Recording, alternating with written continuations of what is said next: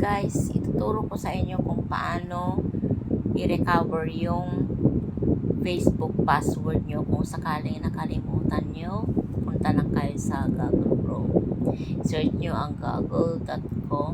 Dito na tayo sa Google. So, i-press natin yung maraming dot doon sa taas. Dito. Tapos, pupunta kayo sa account.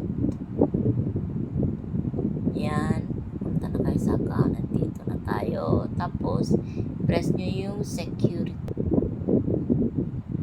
Tapos, i-scroll nyo lang pababa hanggang makita nyo itong password manager.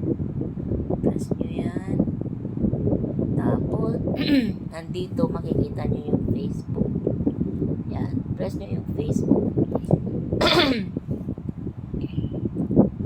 Continue. Press nyo lang yung continue.